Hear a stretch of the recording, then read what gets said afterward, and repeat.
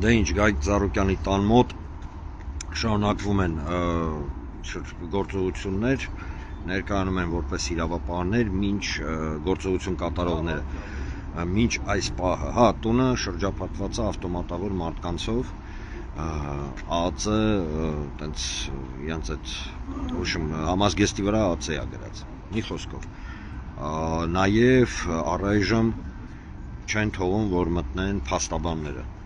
կոպտագույն խախտում, դեպի ինչից ենք խոսում, հիմա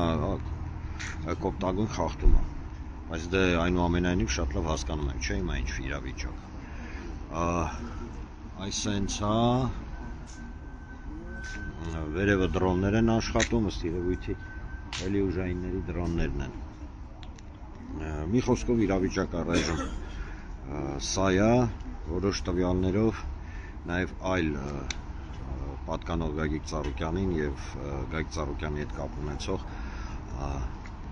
տեղեր են մտել, խոսքը գնում է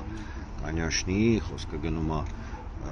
Օլիմպավանի, խոսքը գնում է Մուլտիվելնեսի, մի խոսքով առայժմ սենց էլի թաքուցրիվ ինֆորմացիա է գալի, դրա համար ինչ կա ասում։